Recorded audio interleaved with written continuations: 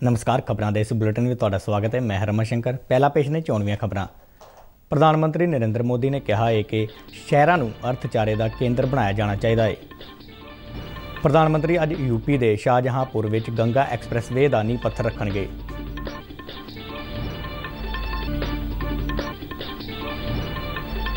केंद्रीय सेहत मंत्रालय ने कोरोना के ओमिक्रॉन वेरिएंट प्रति चिंता जाहिर की।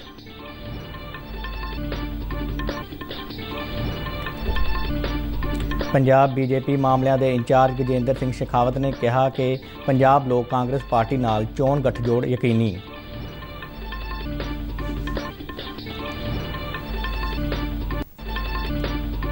पंजाब के जेल विभाग वालों बंदियां नूं सिक्ख्या प्रदान करने लई Jagat Guru Nanak Dev Punjab state open university नाल समझौता। पंजाब के ज़्यादातर इलाकों में शीत लहर के नाल संघनी धुंध छाई।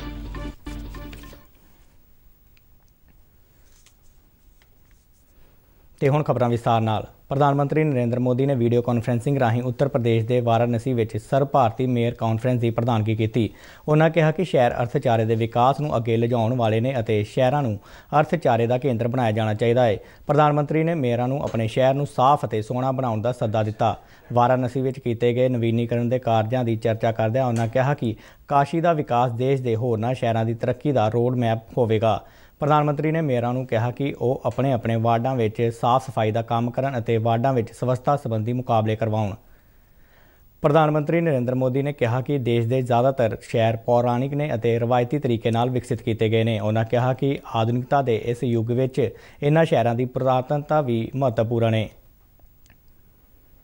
इस कॉन्फ्रेंस में उत्तर प्रदेश के मुख्यमंत्री योगी आदित्यनाथ अते केंद्रीय शहरी मंत्री हरदीप सिंह पुरी ने भी हिस्सा लिया। जिस पर हम बल देंगे उसी प्रकार से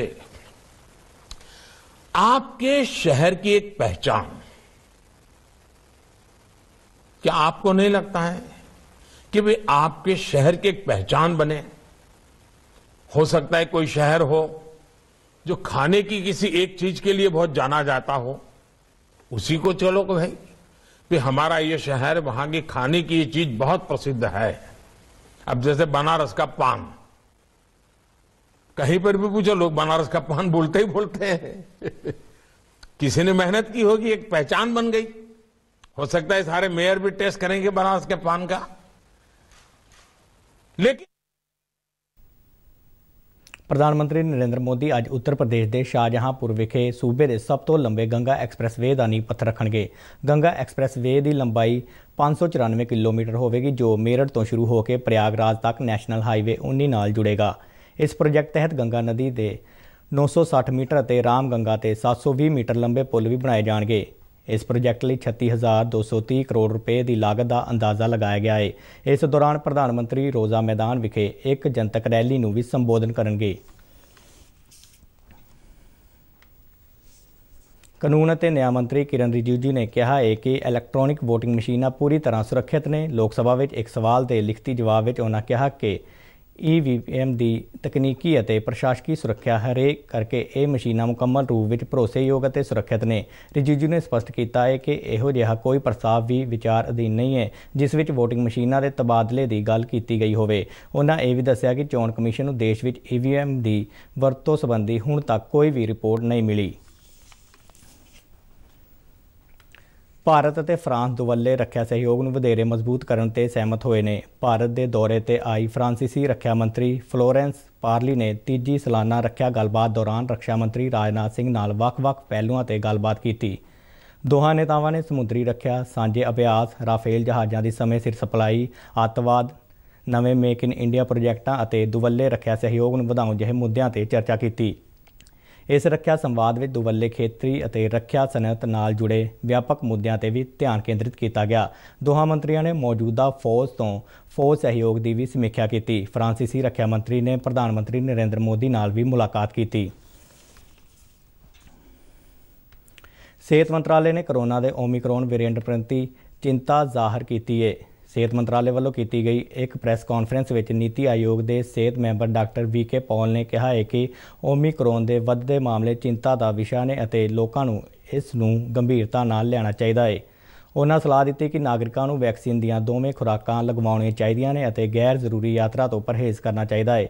ਡਾਕਟਰ ਪਾਲ ਨੇ ਕੋਰੋਨਾ ਦੇ ਢੁਕਵੇਂ ਵਿਵਹਾਰ ਦੀ ਪਾਲਣਾ ਕਰਨ ਦੀ ਅਪੀਲ ਕੀਤੀ।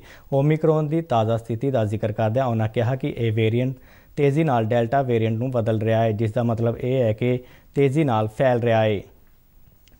इसका यूके में हुए हैं 80,000 88,000 के करीब, 80,000 ले लीजिए। अगर हम उसको पॉपुलेशन के बेस पे लें तो ये 14 लाख केस होंगे भारत की पॉपुलेशन पे अगर हम उसको लगाएं। कहने का मतलब ये है, हमने वो 4 लाख वाली एक सर्च देखी थी, तो जो भी हो रहा है हम इसमें भी पूरी तरह से कहना कि डेल्टा है, दोबारा वाला डेल्टा है, ओमिक्रॉन के, तो ये इमर्ज हो रहा है।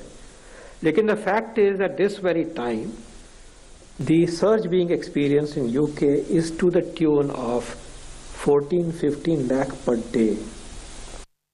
ਮੁੱਖ ਮੰਤਰੀ ਚਰਨਜੀਤ ਸਿੰਘ ਚੰਨੀ ਦੀ ਪ੍ਰਧਾਨਗੀ ਹੇਠ ਕੱਲ੍ਹ ਪੰਜਾਬ ਭਵਨ ਵਿੱਚ ਸੂਬਾ ਮੰਤਰੀ ਮੰਡਲ ਦੀ ਮੀਟਿੰਗ ਹੋਈ।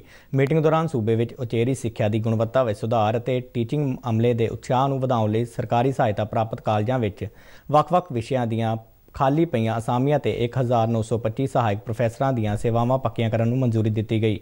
ਮੁੱਖ ਮੰਤਰੀ ਦਫ਼ਤਰ ਦੇ ਬੁਲਾਰੇ ਵੱਲੋਂ ਦਿੱਤੀ ਗਈ ਜਾਣਕਾਰੀ ਮੁਤਾਬਕ ਸੇਵਾਵਾਂ ਪੱਕੀਆਂ ਕਰਨ ਲਈ ਇਹਨਾਂ ਮਾਮਲਿਆਂ ਨੂੰ ਮੁਲਾਂਕਣ ਕਮੇਟੀ ਵੱਲੋਂ ਕੰਮ ਦੇ ਆਧਾਰ ਤੇ ਵਿਚਾਰਿਆ ਜਾਵੇਗਾ।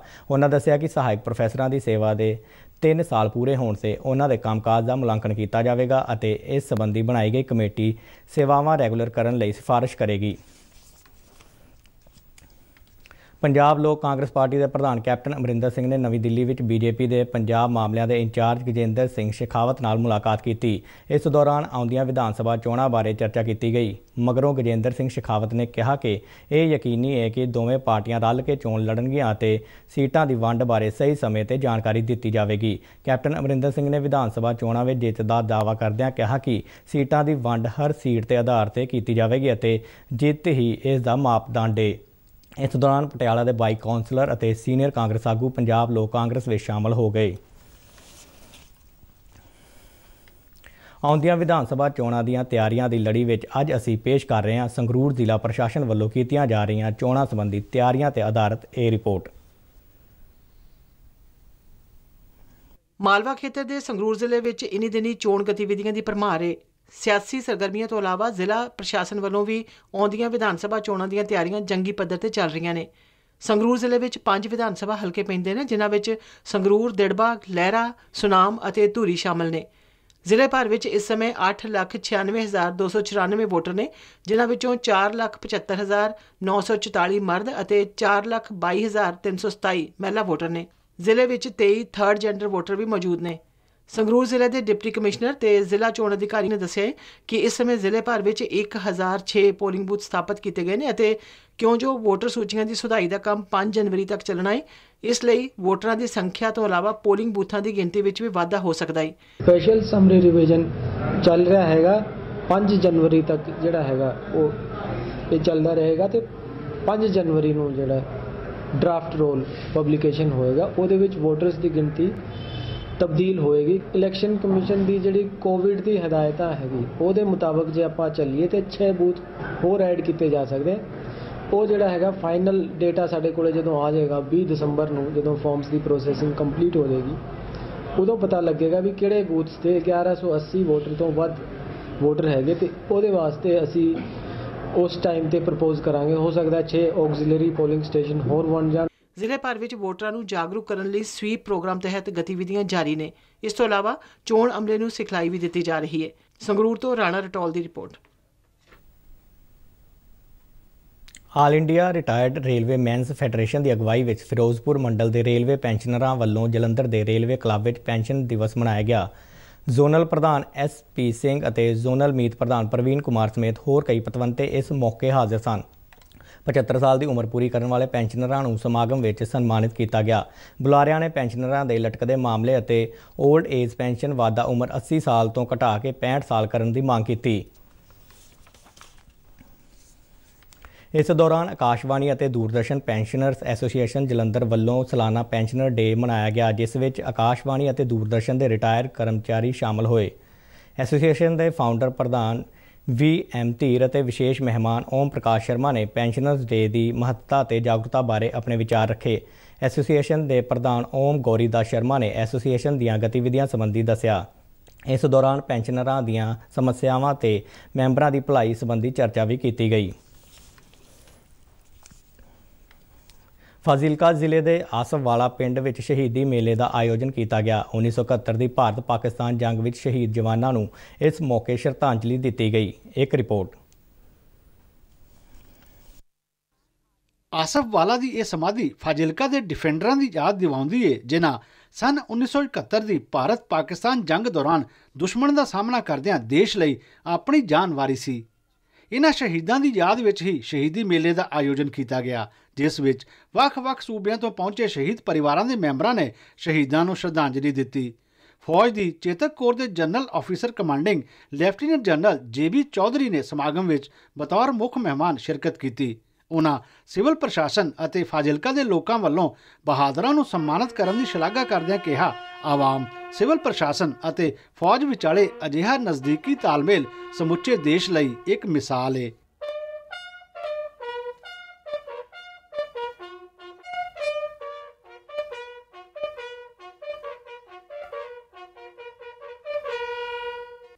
ਫੌਜ ਦੇ ਸਾਬਕਾ ਕਰਨਲ ਬਹਿਲ ਨੇ ਉਸ ਵੇਲੇ ਦੇ ਹਾਲਾਤ ਬਾਰੇ ਕੁਝ ਇੰਜ ਦੱਸਿਆ।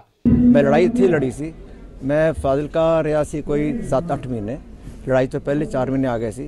लड़ाई के बाद ही 3-4 महीने इत्थे रहा सी मैं। और जो बंद है मैं बंद उत्ते हैगा सी और इत्थे मैं हैगा सी एंटी टैंक मिसाइल रेजिमेंट का हूँ।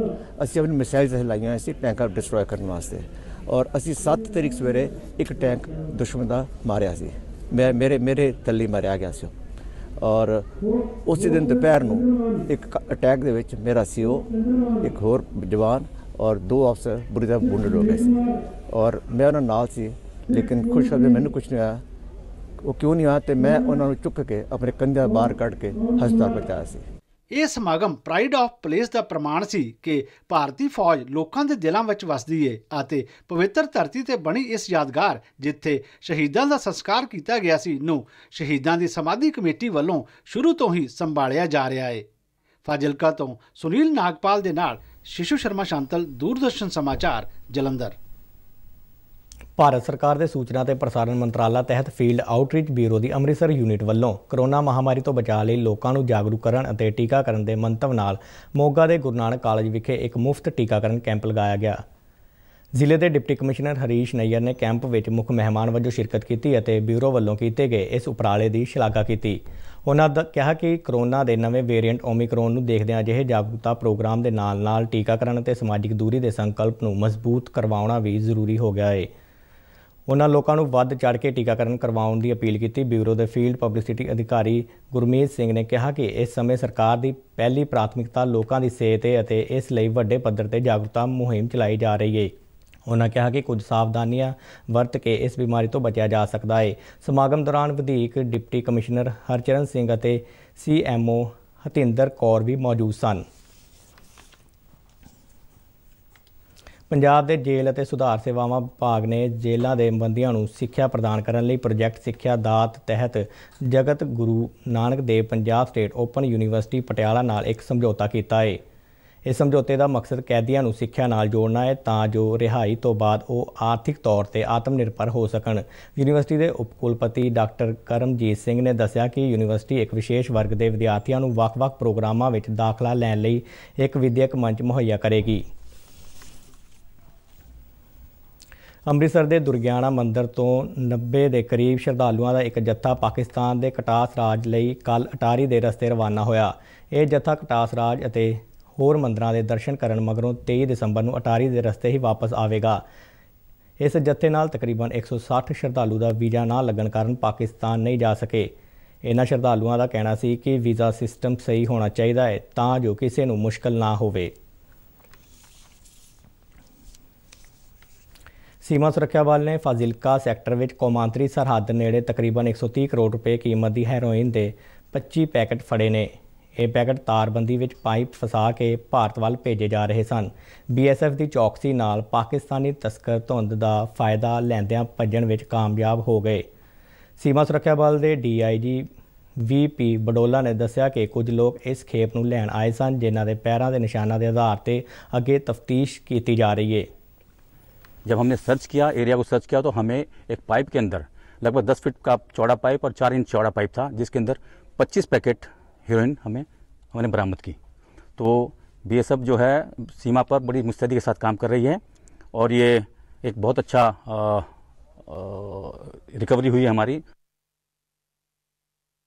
कई थाई अज सवेर वेले संघनी धुंध छाई रही। सूबे में तापमान में लगातार गिरावट नाल ज़्यादातर इलाकों में दिन वेले भी हल्की तो दरमियानी धुंध वेखी गई। धुंध कारण सड़की और हवाई आवाजाही में विघन पिया। मौसम महकमे मुताबक आउंदे दिनों में धुंध पैण ते ठंड वधण की संभावना जताई गई है। अमृतसर में अज सब तो घट 3.1 डिग्री सैल्सीयस तापमान दर्ज किया गया, जबकि पटियाला में 8 और लुधियाना में 11 डिग्री सैल्सीयस तापमान रिकॉर्ड किया गया। चंडीगढ़ में घट्टो घट तापमान 7.3 डिग्री सैल्सीयस दर्ज होया। इस दे नाल ही खबरां दा बुलेटिन खत्म होया। मैं हुण मास्क लगा के स्टूडियो तो बाहर जा रहा हाँ। तुसीं भी बाहर जाण लगे मास्क जरूर पाओ। इजाज़त दिओ। नमस्कार।